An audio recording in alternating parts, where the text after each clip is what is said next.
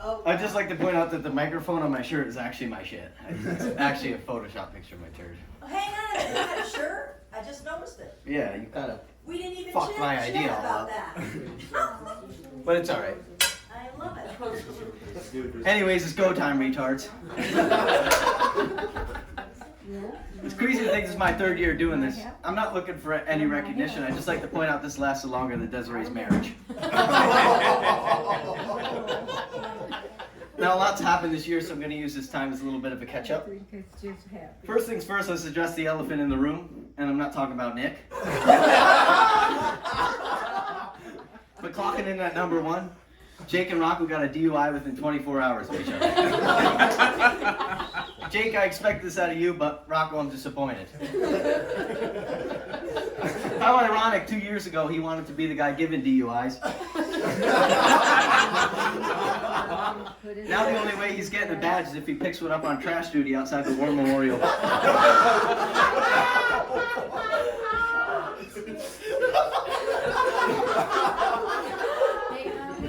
Oh my God!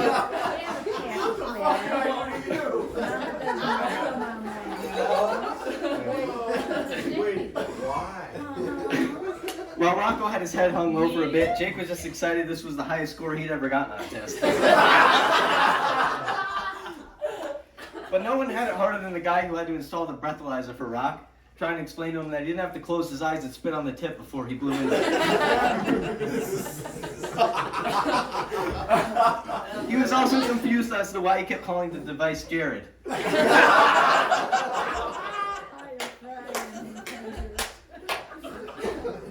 But I felt for Rock. The only bigger cockblock than having a breathalyzer in your car is a baby seat. Messiah would know about that one. And he needs, a little tissue.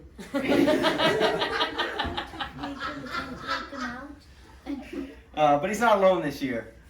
There's a baby coming to the Vendrella house as well. I don't know what you're thinking, but it's not Jake's girlfriend's. The good news is, with all his past experience, he can actually be of help on this one. And it's safe to say, with being raised by Frank, that Nick's going to need all the help he can get. For example, he still thinks that when the doctor said, "You'll be eating for two now," that he was talking to him and Danielle.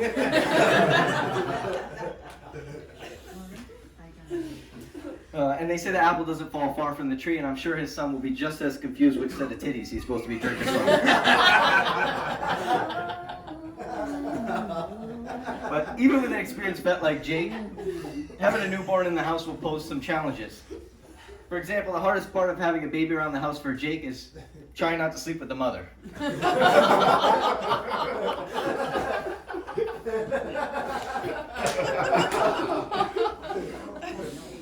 Nothing interesting going on with Karen this year, per usual.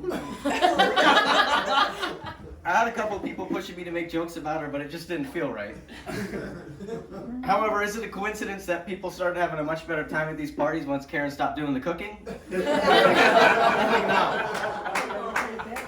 I always know when Karen fucks up a recipe because she normally drops it off at our house.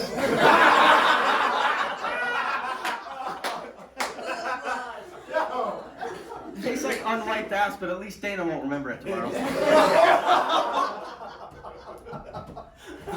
Wow, I stayed out of this for 3 years. Wow. That was tough. Robbie's been in Florida for over a year now. I actually was a bit worried when I saw that hurricane ripping through Florida this past September, so out of the kindness of my heart, I decided to text him and Desiree in a group chat, see if they were doing okay.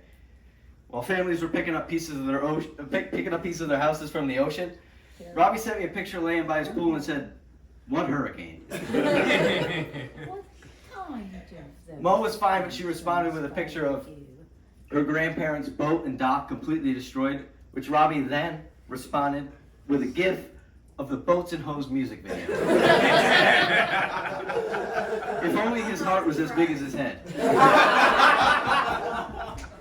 However, he is the smartest amongst his friend group, and for that I have to respect. Will is still selling solar panels to the less fortunate. If you thought, couldn't he be doing something better with his life? I encourage you to listen to him rap. He's fine where he is. Plus, now he's got got 2 years experience of conning the elderly out of their retirement money and pissing neighborhoods off in record time. The only way I've learned to keep those solar fags off my doorstep is by letting Dana answer the door. They leave more confused than a Catholic altar boy leaving the confession booth. And that little trick worked on the Jehovah's Witness as well. Amen. I'm ready, Elvis. Started golfing this year as well. Who would have thought? I used to think golf was for homosexuals, and turns out I was right. Gary loves it. Nothing like wearing a glove on only one hand, joining in on a foursome with your best bros, firmly gripping shafts and taking strokes. Nothing gay about that at all. And it's perfect for guys like Rob and Nick because it's the only sport that doesn't require running. It's also the only sport where playing with a handicap doesn't mean pretending someone in a wheelchair is still capable of playing sports. It just means you suck, and I suck, which has given me a much greater understanding of women's sports, because ultimately you can suck and still have fun. It all makes sense now. Here's an idea: maybe if we combine handicap sports with women's sports, people might actually watch. And there would probably be a lot closer games.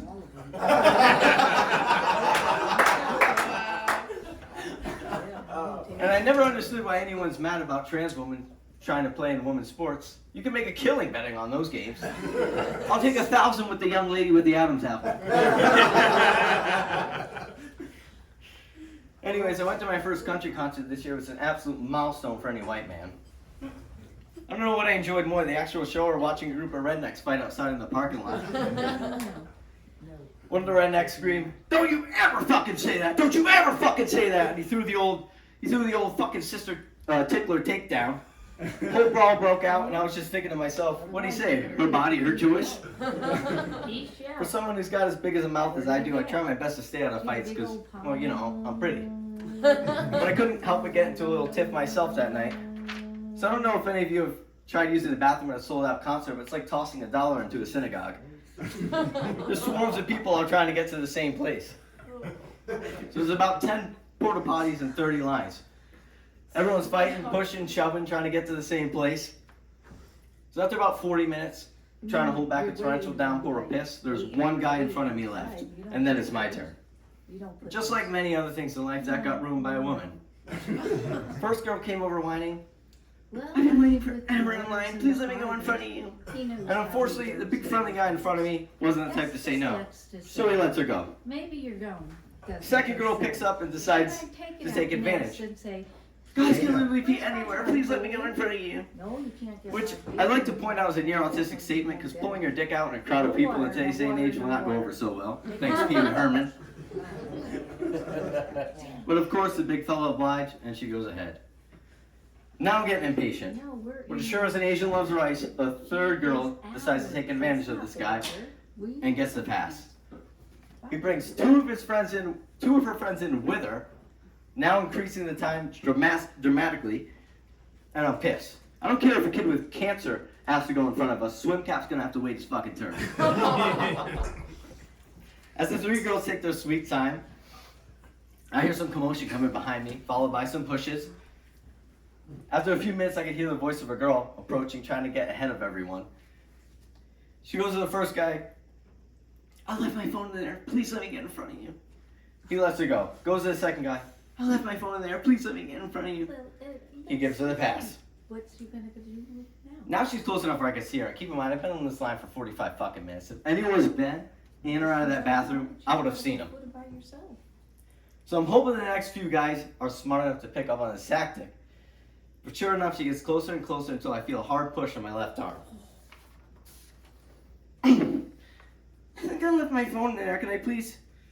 Fucking shove her back. "Save your breath, bitch! I'm gonna let you in front of you. You're a fucking war hero." Taken back for a second, she gathers a few thoughts in her head and just starts firing insults at me. "Fuck you! You have a small fucking dick! You have a small fucking dick! You're a piece of shit!" Now, normally I keep my composure, but anger can only compound for so long. So I scream back at her, "Fuck you, bitch! If your phone's in there, I'll wipe my fucking ass with it. Fuck you, cunt!" She's firing back. I'm firing back. She's pushing me. I'm pushing her back. Sit down. And she just keeps hammering me with a small dick joke. After a few back and forths, the guys that previously fell victim to her Thank you for. managed to catch on, and they all started chanting, "Size doesn't matter. Size doesn't matter." Went from 3 guys to 5 guys, and 5 to 10, and 10 to 20. Even the big fella in front of me started chanting along. Size doesn't matter. Size doesn't matter. Quickly overpowered her whining, and she fled on a line. Well, you know what? It is in a piece of paper, but you didn't see it. You let the Which kitten felt in good, 'cause I was like, the fin. "Yeah, bitch. Suck it." But the chant kept gaining traction. So I'm not sure how the original message got lost in translation, but size doesn't matter turned into Trump 24, Trump 24, which is funny because you gotta love rednecks. They're so fucking consistent, man. Anyways, I was a hero that night. Not from stopping her from cutting me or standing up for myself and everyone around me, but simply because the woman I bitched out of line was Hispanic. And we were at the Morgan Wallen concert. Trump 24! Nothing against Spanish women, though. Rocco meets all his girls at the local bodega.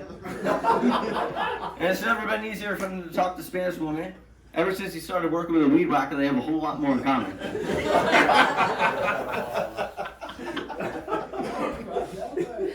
But I was also walking out of the porta potty, and a couple of rednecks came up to me, and they're all pumped up. They're like, "Oh, I was sick, bro. Fuck yeah, bro. You fuck her and Joe Biden, bro.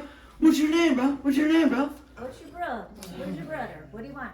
I'm Mike Howard. It's nice to meet you guys. Look me up later. Look me up later. Go backwards. Trump 24. And that's all I got for you guys.